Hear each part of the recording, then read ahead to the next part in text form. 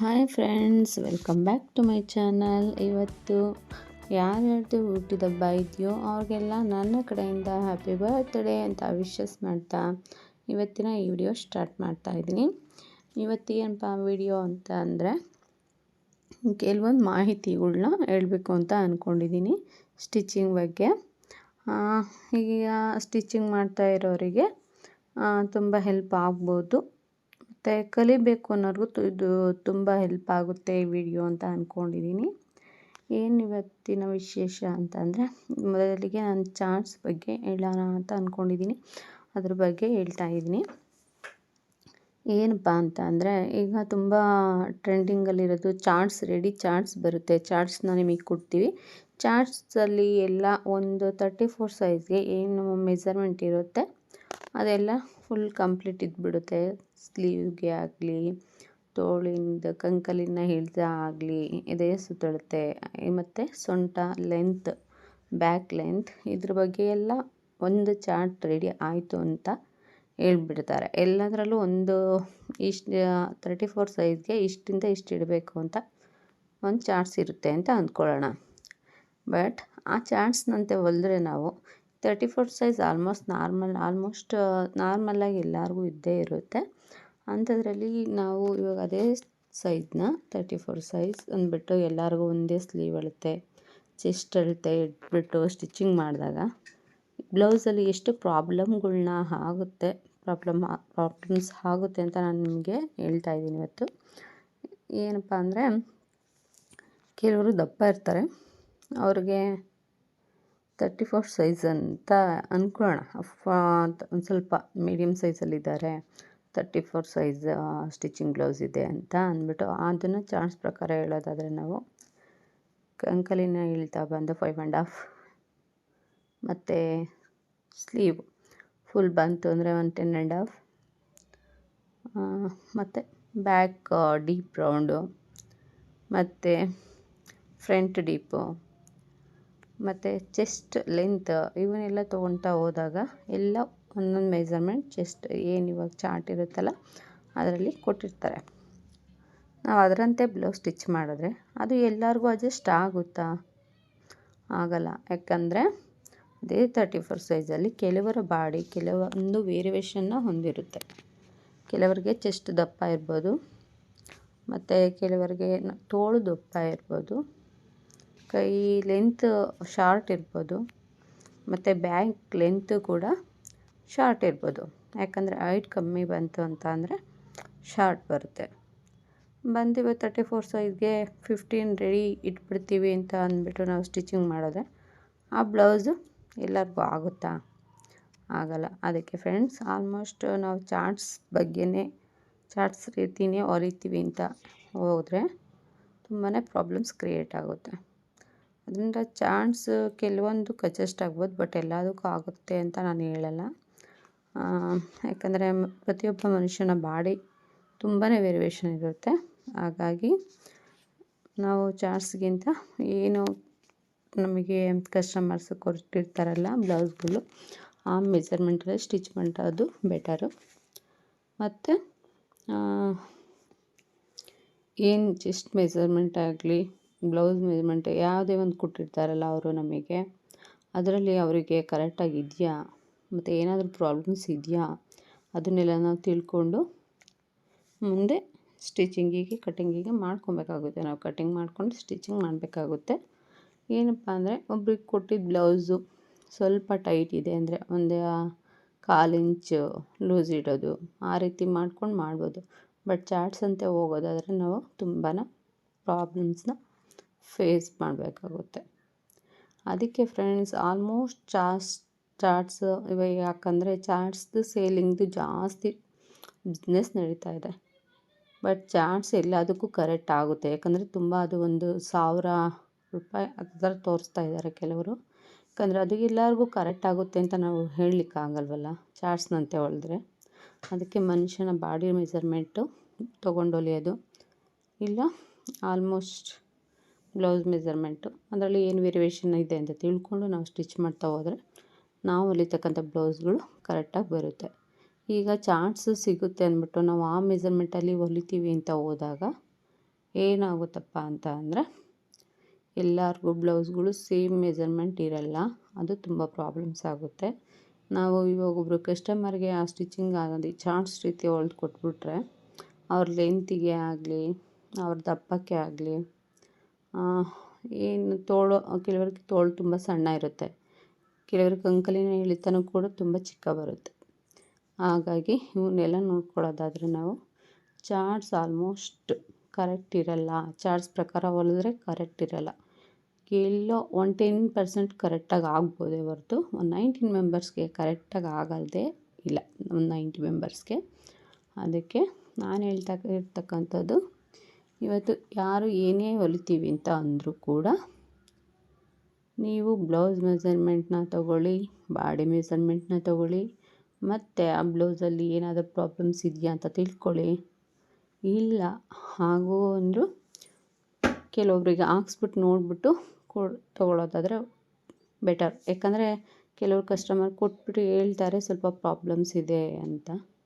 ಹಾಗಾಗಿ ಆ ರೀತಿ ಇರೋ ಬ್ಲೌಸ್ಗಳನ್ನ ಹಾಕ್ಸ್ಬಿಟ್ಟು ನೋಡಿಬಿಟ್ರೆ ಎಲ್ಲಿ ಏನೇನು ಪ್ರಾಬ್ಲಮ್ ಇದೆ ಅಂತ ನಮಗೆ ಸ್ಟಿಚಿಂಗ್ ಮಾಡೋರಿಗೆ ಆಲ್ಮೋಸ್ಟ್ ಬಿಗಿನರ್ಸ್ಗೆ ಗೊತ್ತಾಗುತ್ತೆ. ಹಾಗಾಗಿ ನೋಡಿಕೊಂಡು ಸ್ಟಿಚ್ ಮಾಡ್ಬೋದು. ಅದು ಬಿಟ್ಟು ಇಲ್ಲ ರೆಡಿ ಕರೆಕ್ಟಾಗಿದೆ ನಮಗೆ ಬ್ಲೌಸು ಸೇಮ್ ಹೊಲಿರಿ ಅಂದ್ರೂ ಹೊಲಿಬೋದು, ಕರೆಕ್ಟಾಗಿ ಬಂದುಬಿಡುತ್ತೆ. ಅದಕ್ಕೆ ಹೇಳ್ತಾ ಇದ್ದೀನಿ ಫ್ರೆಂಡ್ಸ್, ಆಲ್ಮೋಸ್ಟ್ ನಾನು ಚಾರ್ಟ್ಸು ತೊಗೊಳ್ಳೋದನ್ನ ಅವಾಯ್ಡ್ ಮಾಡಿ ಅಂತ ಹೇಳ್ತಾ ಇದ್ದೀನಿ. ಯಾಕಂದರೆ ಎಲ್ಲ ಚಾರ್ಟ್ಸ್ ಅಂತಲೇ ಹೊಲಿದ್ರೆ ಯಾವಾಗಲೂ ಬ್ಲೌಸ್ಗಳು ಕರೆಕ್ಟಾಗಿ ಹಾಕಲ್ಲ. ಈಗ ಒಬ್ಬರು ಬಾಡಿ ಲೆಂತ್ ಇದೆ ಅಂದರೆ ಅವ್ರು ಒಂದು 15 ಇಡಬೇಕಾಗುತ್ತೆ, ಅದೇ ಶಾರ್ಟ್ ಇದೆ ಅನ್ನೋರ್ಗಾದರೆ ಒಂದು 13 ಇಡಬೇಕಾಗುತ್ತೆ ಫ್ರೆಂಡ್ಸ್, 13 ಇಡಬೇಕಾಗುತ್ತೆ. ಮತ್ತು 12.5 ಕೂಡ ಬರುತ್ತೆ ತುಂಬ ಸಣ್ಣ ಇದ್ದಾರೆ ಅನ್ನೋದಾದರೆ. ಮತ್ತು ಒಂದು ಸ್ವಲ್ಪ ದಪ್ಪ ಇದ್ದಾರೆ ಅಂದರೆ 40, ಆ ರೀತಿ 14ವರೆಗೂ ಹೋಗ್ತಾ ಇರುತ್ತೆ. ಆದ್ದರಿಂದ ನಾವು ಚಾರ್ಟ್ಸ್ನ ತುಂಬ ತೊಗೊಳ್ಳೋದು ಹೋಗಬೇಡಿ ಯಾರು. ಯಾಕಂದರೆ ತುಂಬ ಚಾರ್ಟ್ಸ್ದು ಆಲ್ಮೋಸ್ಟ್ ಇವಾಗ ತೋರಿಸ್ತಿದ್ದಾರೆ, ರೆಡಿ ಚಾರ್ಟ್ಸ್ ಕೊಡ್ತೀವಿ ಅಂತ ನೋಡ್ತಾನೆ ಇರ್ತೀವಿ ವೀಡಿಯೋಸಲ್ಲೆಲ್ಲ. ಹಾಗಾಗಿ ಅಷ್ಟೊಂಥರ ದುಡ್ಡು ಅಮೌಂಟ್ನ ಹಾಕಿಬಿಟ್ಟು ನಾವು ಕರೆಕ್ಟಾಗಿ ಬ್ಲೌಸ್ ಬರುತ್ತೆ ಅಂತ ತಿಳ್ಕೊಳ್ಳೋದು ತಪ್ಪು ಕೂಡ. ಮತ್ತು ಅದರಿಂದ ನಾವು ಕರೆಕ್ಟಾಗಿ ಕಲಿತೀವಿ ಅನ್ನೋದು ಕೂಡ ತುಂಬ ತಪ್ಪಾಗುತ್ತೆ. ಹಾಗಾಗಿ ನಾವು ಸ್ಟಿಚಿಂಗ್ ಮಾಡ್ತಾ ಹೋದರೆ ಆಲ್ಮೋಸ್ಟ್ ಕಲಿತೀವಿ. ಮತ್ತು ಆಲ್ಮೋಸ್ಟ್ ಯಾರಿಗೆ ಬ್ಲೌಸು ಪ್ರಾಬ್ಲಮ್ಸ್ ಇದೆ ಅಂತ ಅನ್ನೋದಾದರೆ ನಾನು ಹೇಳಿದಾಗೆ ಒಂದು ರೀತಿ ಒಂದು ಟೈಮ್ ಹಾಕ್ಸಿ ನೋಡಿಬಿಟ್ಟು ಇದು ಮಾಡಿ. ಕೆಲವರು ಹಾಕಲ್ಲ ಅಂತ ಹೇಳ್ತಾರೆ, ಅವ್ರ ಹತ್ರ ಕರೆಕ್ಟಾಗಿ ಏನೇನು ಪ್ರಾಬ್ಲಮ್ ಇದೆ ಅಂದ್ಬಿಟ್ಟು ತಿಳ್ಕೊಂಡು ಸ್ಟಿಚಿಂಗ್ ಮಾಡಿ ಅಂತ ಹೇಳ್ತಾ ಇದ್ದೀನಿ.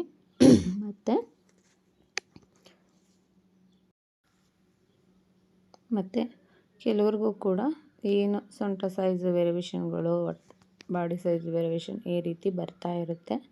ಹಾಗಾಗಿ ನಾನು ಹೇಳೋದು ಬ್ಲೌಸ್ನ ಮೆಜರ್ಮೆಂಟ್ ತೊಗೊಂಡು ಹೊಲಿರಿ. ಹಾಗೂ ಮತ್ತು ನಾವು ಹೊಲ್ದಿದ್ದು ಬ್ಲೌಸ್ ಕರೆಕ್ಟಾಗಿ ಬಂದಿದೆಯಾ ಇಲ್ವಾ ಅಂತ ತಿಳ್ಕೊಳಕ್ಕೆ. ಯಾಕಂದರೆ ಫಸ್ಟ್ ಮೆಂಬರ್ ಯಾರೇ ಫಸ್ಟ್ ಕಸ್ಟಮರ್ ಇರ್ತಾರೆ ಅನ್ನೋದಾದರೆ ಅವ್ರ ಹತ್ರ ಅವ್ರಿಗೆ ನಾವು ಬ್ಲೌಸ್ ಹಾಕ್ಸಿ ನೋಡಿ ಕಳಿಸೋದು ತುಂಬ ನಮಗೆ ಯೂಸ್ಫುಲ್ ಆಗಿರುತ್ತೆ.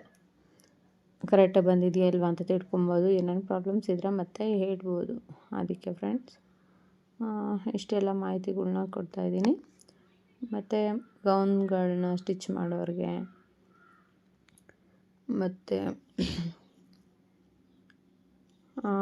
ಯಾವುದೇ ರೀತಿ ಬ್ಲೌಸ್ಗಳನ್ನ ಸ್ಟಿಚ್ ಮಾಡ್ತೀವಿ ಅಂದರೆ ನಾವು ಆಲ್ಮೋಸ್ಟ್ ನೋಡ್ಕೊಬೇಕು. ಮತ್ತು ನಾರ್ಮಲ್ ಬ್ಲೌಸ್ನ ಸ್ಟಿಚಿಂಗ್ ತೊಗೊಂಬಿಟ್ಟು ನಾವು ನಾರ್ಮಲ್ ಬ್ಲೌಸ್ ಅಳತೆನ ತೊಗೊಂಡು ಬೋಟ್ ನೆಕ್ನ ಸ್ಟಿಚಿಂಗ್ ಮಾಡ್ತೀವಿ ಅಂತ ಹೋದಾಗಲೂ ಕೂಡ ತುಂಬ ಪ್ರಾಬ್ಲಮ್ಸ್ ಆಗುತ್ತೆ. ಅದನ್ನು ಕೂಡ ಒಂದು ಸಲ ನಾವು ಕರೆಕ್ಟಾಗಿ ನೋಡಿಕೊಂಡು ಸ್ಟಿಚ್ ಮಾಡಬೇಕು.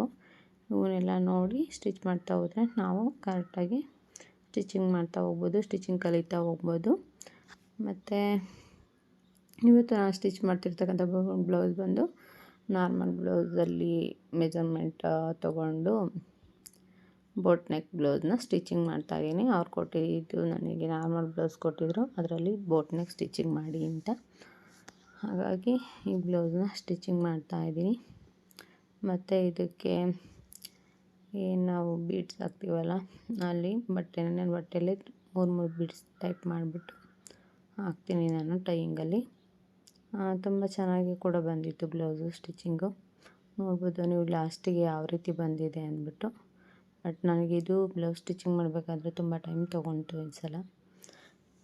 ಕೆಲವೊಂದು ಸಲ ನಾವು ಬೇರೆ ಬ್ಲೌಸಲ್ಲಿ ಮೆಜರ್ಮೆಂಟ್ ತೊಗೊಂಡು ಬೇರೆ ಡಿಫ್ರೆಂಟ್ ಬ್ಲೌಸ್ನ ಸ್ಟಿಚಿಂಗ್ ಮಾಡ್ತೀವಿ ಅಂತ ಹೋದಾಗ ಕೂಡ ತುಂಬ ಟೈಮ್ ತಗೊಳುತ್ತೆ. ತುಂಬ ಯೋಚನೆ ಮಾಡಿ ಹೊಲಿಬೇಕಾಗುತ್ತೆ. ಯಾಕಂದರೆ ಇಲ್ಲಾಂದರೆ ತುಂಬ ಪ್ರಾಬ್ಲಮ್ಸ್ ಆಗಿಬಿಡುತ್ತೆ ಅಂದ್ಬಿಟ್ಟು ಅದು ಮಾಡಬೇಕು. ಮತ್ತು ಇನ್ನೊಂದು, ನಾವು ಏನಾದರೂ ತಪ್ಪಾಗಿದೆ ಅಂತ ಅಂದ್ಕೊಂಡಾಗ ಅದನ್ನು ಸರಿ ಮಾಡ್ಕೊಳ್ಳೋದ್ರಲ್ಲೂ ಕೂಡ ನಾವು ತುಂಬ ಕಲಿತಾ ಹೋಗ್ಬೋದು. ಈಗ ನಾವು ಹೊಲ್ದಿರೋ ಬ್ಲೌಸ್ ಏನಾದರೂ ಒಂದು ತಪ್ಪು ಬಂದಿದೆ ಅಂದ್ಬಿಟ್ಟು ನಾವು ಸ್ಟಿಚಿಂಗ್ ಮಾಡಿದ ಬ್ಲೌಸಲ್ಲಿ ತುಂಬ ವೇರಿಯೇಷನ್ ಇದೆ ಅವ್ರಿಗೆ ಅಂತ ಅಂದರೆ ಇಲ್ಲಿ ಏನು ವೇರಿಯೇಷನ್ ಬಂದಿದೆ ಅಂತ ಅದು ಒಂದು ಸಲ ಸ್ಟಿಚ್ ಮಾಡ್ತಾ ಗೊತ್ತಾಗುತ್ತೆ. ಮತ್ತು ಇನ್ನೊಂದು ಬ್ಲೌಸಿಗೆ ನಾವು ಸರಿ ಮಾಡ್ಕೊತಾ ಹೋಗ್ಬೋದು.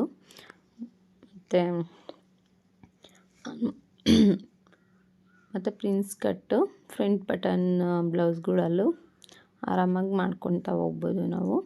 ಇವರು ಬ್ಯಾಕ್ ಬಟನ್ ಕೇಳಿರೋದ್ರಿಂದ ನಾನು ಬ್ಯಾಕ್ ಬಟನಲ್ಲಿ ಹಾಕಿ ಡ್ರಾಪ್ ಡಿಸೈನು ಬ್ಲೌಸ್ ಇಟ್ಬಿಟ್ಟು ಸ್ಟಿಚಿಂಗ್ ಮಾಡಿದೆ.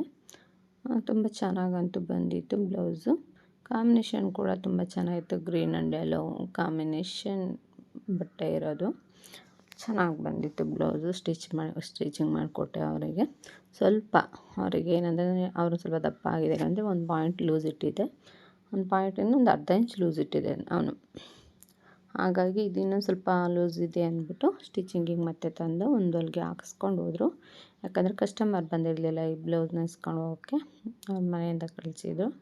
ಹಾಗಾಗಿ ಒಂದು ಹೊಲಿಗೆ ಕಳಿಸಿದ್ದಾರೆ, ಅದನ್ನು ಸ್ಟಿಚಿಂಗ್ ಮಾಡಿಕೊಡ್ಬೇಕು.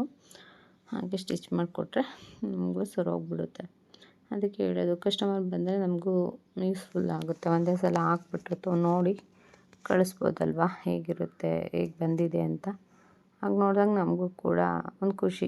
ಕರೆಕ್ಟಾಗಿ ಬಂದಾಗ ತುಂಬಾ ಖುಷಿ ಆಗುತ್ತೆ. ಅಪ್ಪ, ನಾವು ಇಸ್ಕೊಳ್ಳೋ ಕಾಸಿಗಿಂತ ನಮಗೆ ಬ್ಲೌಸ್ ಕರೆಕ್ಟಾಗಿ ಕೂತ್ಕೊಂಡ್ರೆ ಎಷ್ಟು ಖುಷಿ ಆಗುತ್ತೆ ಅಂದರೆ ಸಾಕು. ನಾವು ಇಸ್ಕೊಳ್ಳೋ ಕಾಸಿಗೆ ಒಂದು ಬೆಲೆ ಇರುತ್ತೆ ಅನ್ನೋದು ತುಂಬ ಖುಷಿ ಕೊಡುತ್ತೆ. ಯಾವುದೇ ಬ್ಲೌಸ್ ಸ್ಟಿಚಿಂಗ್ ಮಾಡಿದ್ರೂ ಅಷ್ಟೇ, ನಾವು ಸ್ಟಿಚಿಂಗ್ ಮಾಡಿಬಿಡ್ತೀವಿ. ಅವ್ರಿಗೆ ಕೊಡಬೇಕಾದ್ರೆ ಒಂದು ಸ್ವಲ್ಪ ಎಂಥವರಿಗೂ ಅನಿಸೋದು ನಮ್ಮನೆಮ್ಮ ಅಂತ ಅನಿಸುತ್ತೆ ಮನಸ್ಸಲ್ಲಿ. ಯಾಕಂದರೆ ಕರೆಕ್ಟಾಗಿ ಬಂದಿದೆಯೋ ಇಲ್ವೋ ಅಂದರೆ, ಯಾಕಂದರೆ ವೇರಿಯೇಷನ್ ಬ್ಲೌಸ್ಗಳು ಬಂದಾಗ ಮತ್ತು ಬ್ಲೌಸ್ ನಾರ್ಮಲ್ ಬ್ಲೌಸ್ ಸ್ಟಿಚಿಂಗ್ ಕೊಟ್ಟು ಅಳತೆ ಕೊಟ್ಟು ಬೇರೆ ಬ್ಲೌಸ್ ಹೇಳಿದಾಗ ತುಂಬಾ ಹಂಗೆ ನಮ್ಮ ಮನಸ್ಸಲ್ಲಿ ಅನಿಸೋದು ಜಾಸ್ತಿ ಕೂಡ ಅನಿಸುತ್ತೆ. ಎಂಥವರಿಗೆ ಆದ್ರೂ ಸ್ವಲ್ಪ ಏನಾದರೂ ವೇರಿಯೇಷನ್ ಆಗ್ಬಿಡುತ್ತೋ ಹಾಗೆ ಅಂತ. ಈ ಬ್ಲೌಸಲ್ಲಿ ತುಂಬ ಚೆನ್ನಾಗಿ ಬಂತು. ಅವರಿಗೆ ಏನಪ್ಪ ಅಂದರೆ ಬೀಡ್ಸ್, ತೋಳಿಗೆ ಬೀಡ್ಸ್ ಹಾಕೋಕ್ಕೆ ಕೇಳಿದರು. ಅದಕ್ಕೆ ಸ್ಯಾರಿ ಕಾಂಬಿನೇಷನ್ ಸ್ವಲ್ಪ ಹಾಕ್ಬಿಟ್ಟು ಈ ರೀತಿ ಸ್ಟಿಚಿಂಗ್ ಮಾಡಿ, ಈ ರೀತಿ ವಾಟರ್ ಡ್ರಾಪ್ ಡಿಸೈನ್ ಇಟ್ಟು ಬೋಟ್ ನೆಕ್ ಬ್ಯಾಕ್ ಬಟನ್ ಬ್ಲೌಸ್ನ ರೆಡಿ ಮಾಡಿದೆ. ನೀವು ನೋಡ್ತಾ ಇರ್ಬೋದು ಕಲರ್ ಕಾಂಬಿನೇಷನ್ ಯಾವ ಥರ ಇದೆ ಅಂತ. ನನಗಂತೂ ತುಂಬ ಇಷ್ಟ ಆಯಿತು. ತುಂಬ ಚೆನ್ನಾಗಿ ಕೂಡ ಬ್ಲೌಸ್ ಬಂತು. ಬೋಟ್ ನೆಕ್ಕು ಇದು 34 ಸೈಜು. ಅವರು ಮೀಡಿಯಮ್ಮಾಗೆ ಇದ್ದಾರೆ. ಸ್ವಲ್ಪ ಈಗ ದಪ್ಪ ಆಗಿದ್ದೀನಿ, ಇದಕ್ಕೆ ನಾನು ಸ್ವಲ್ಪ ಬ್ಲೌಸ್ ಇಟ್ಟಿದ್ದೆ. ಅದು ಇನ್ನೊಂದು ಹೊಲಿಗೆ ಟೈಟ್ ಮಾಡಬೇಕು ಅಂದ್ಬಿಟ್ಟು ಕಳಿಸಿದ್ರು. ಮತ್ತು ಸ್ಟಿಚಿಂಗ್ ಮಾಡಿ ಕೊಟ್ಟೆ. ಯಾಕಂದರೆ ಅದನ್ನೇ ಹೇಳ್ತಾ ಇರೋದು ನಾನು, ಯಾವುದೇ ಬ್ಲೌಸ್ಗಳು ಡಿಸೈನ್ಗಳು ಬೇರೆ ತೊಗೊಂಡು ನಾವು ಸ್ಟಿಚಿಂಗ್ ಮಾಡ್ತೀವಿ ಅಂದಾಗ ನಮಗೆ ಪ್ರಾಬ್ಲಮ್ಸ್ ಆಗೇ ಆಗುತ್ತೆ ಅಂತ. ಅದಕ್ಕೆ ಯಾರು ಕಂಫರ್ಟಾಗಿ ಸ್ಟಿಚಿಂಗ್ ಮಾಡ್ತೀವಿ ಅಂತ ಹೇಳೋಕ್ಕಾಗಲ್ಲ. ಎಷ್ಟೇ ದೊಡ್ಡ ಕಸ್ಟಮರ್ಗಳು, ಎಷ್ಟೇ ಬಿಗಿನರ್ಸ್ಗಳು ಅಂತ ಆದ್ರೂ ಅವ್ರಿಗೂ ಸ್ವಲ್ಪ ಪ್ರಾಬ್ಲಮ್ಸ್ಗಳು ಬಂದೇ ಬರುತ್ತೆ. ನೀವು ನೋಡ್ತಾ ಇರ್ಬೋದು ಸ್ಲೀವ್ದು ಎಷ್ಟು ಚೆನ್ನಾಗಿ ಕಾಣಿಸ್ತಾ ಇದೆ ಅಂದ್ಬಿಟ್ಟು. ಇದು ಮೊಬೈಲಲ್ಲಿ ವಿಡಿಯೋಕ್ಕಿಂತ ಡೈರೆಕ್ಟಾಗಿ ನೋಡೋಕ್ಕೆ ಇನ್ನೂ ತುಂಬ ಚೆನ್ನಾಗಿ ಕಾಣಿಸ್ತಾ ಇತ್ತು. ಚೆನ್ನಾಗಿ ಕೂಡ ಬಂದಿತ್ತು. ಇನ್ನು ಅವ್ರು ಹಾಕ್ಕೊಂಡ್ರೆ ಚೆನ್ನಾಗಿ ಇರುತ್ತೆ ಅಂತ ಅಂದ್ಕೊಂಡಿದ್ದೀನಿ. ಮತ್ತು ಇವರು ಇನ್ನೊಂದಷ್ಟು ಬ್ಲೌಸ್ ಇದ್ದಾವೆ, ಸ್ಟಿಚ್ ಮಾಡಬೇಕು. ಇದೊಂದು ಸ್ಟಿಚ್ ಫಸ್ಟ್ ಅದನ್ನೇ ಹೇಳಿದ್ದವ್ರಿಗೆ ನಾನು, ಫಸ್ಟ್ ನಾರ್ಮಲ್ ಸ್ಟಿಚ್ ಕೊಟ್ಬಿಟ್ರೆ ನಮಗೆ ಯಾವುದೇ ರೀತಿ ಪ್ರಾಬ್ಲಮ್ ಇಲ್ದೇ ಸ್ಟಿಚಿಂಗ್ ಮಾಡಿಕೊಡ್ಬೋದು. ಅದು ಕರೆಕ್ಟಾಗಿ ಬಂತಂದರೆ ಬೇರೆ ಬಟ್ಟೆ ಟ್ರೈ ಮಾಡ್ಬೋದು ಅಂತ ಕೂಡ ಹೇಳಿದೆ. ಆಲ್ಮೋಸ್ಟ್ ನಾನು ಯಾರೇ ಫಸ್ಟು ಕಸ್ಟಮರು ಬಂದು ಬಟ್ಟೆ ಕೊಡ್ತಾರೆ ಅಂದರೆ, ನೀವು ಸಿಂಪಲ್ ಆಗಿರೋ ಒಂದು ಬ್ಲೌಸ್ ಹೊಲಿಸ್ಕೊಳ್ಳಿ ಫಸ್ಟು. ನಾವು ಅವ್ರು ಮಾಡಬೇಕಾಗಿರೋ ಮೇಯ್ನ್ ಕೆಲಸನೇ ಅಷ್ಟು. ಯಾರಿಗೇ ಆಗಲಿ ಸಿಂಪಲ್ಲಾಗಿರೋ ಬ್ಲೌಸ್ ಹೊಲ್ಕೊಡ್ಬೇಕು. ಯಾಕಂದರೆ ಏನೇ ಪ್ರಾಬ್ಲಮ್ ಇದ್ರೂ ಗೊತ್ತಾಗ್ಬಿಡುತ್ತೆ. ಆಮೇಲೆ ನಾವು ಸ್ವಲ್ಪ ಕಾಸ್ಟ್ಲಿ ಸೀರೆದೇ ಆಗಲಿ, ಕಾಸ್ಟ್ಲಿ ಬಟ್ಟೆದೇ ಆಗಲಿ ಹೊಲ್ಕೊಟ್ಬಿಟ್ಟು ಆಮೇಲೆ ಸ್ವಲ್ಪ ಪ್ರಾಬ್ಲಮ್ಸ್ ಅಂತ ಅಂದಾಗ ನಮಗೂ ಕೂಡ ತುಂಬ ಬೇಜಾರಾಗ್ಬಿಡುತ್ತೆ. ಅಯ್ಯೋ, ಸ್ವಲ್ಪ ವೇರಿಯೇಷನ್ ಆಯ್ತಲ್ಲ ಅಂತ. ನಾವು ಕಾಸು ತೊಗೊಳ್ತೀವಿ, ಬಟ್ ನಾವು ಹೊಲ್ದಿರೋ ಬಟ್ಟೆ ನಮಗೆ ಅವ್ರಿಗೆ ಕಂಫರ್ಟ್ ಆಯ್ತು ಅಂದಾಗ ನಮ್ಗೆ ಆಗೋ ಖುಷಿನೇ ಬೇರೆ. ಆದ್ದರಿಂದ ಯಾರೇ ಸ್ಟಿಚಿಂಗಿಗೆ ಬ್ಲೌಸ್ಗಳು ಕೊಟ್ಟಾಗಲೂ ಫಸ್ಟು ಬಂದು ಬೇರೆ ರೀತಿ ಬ್ಲೌಸ್ಗಳನ್ನ ಸ್ಟಿಚ್ ಮಾಡಿಕೊಡಿ. ಮತ್ತು ಈ ವಿಡಿಯೋ ನೋಡಿದವ್ರಿಗೆ ಎಲ್ಲರಿಗೂ ತುಂಬ ಥ್ಯಾಂಕ್ಸ್ ಹೇಳ್ತಾ ಸಬ್ಸ್ಕ್ರೈಬ್ ಮಾಡ್ಕೊಳ್ಳಿ ಅಂತ ಕೂಡ ಕೇಳ್ಕೊತಾ ಇದ್ದೀನಿ. ಬಾಯ್.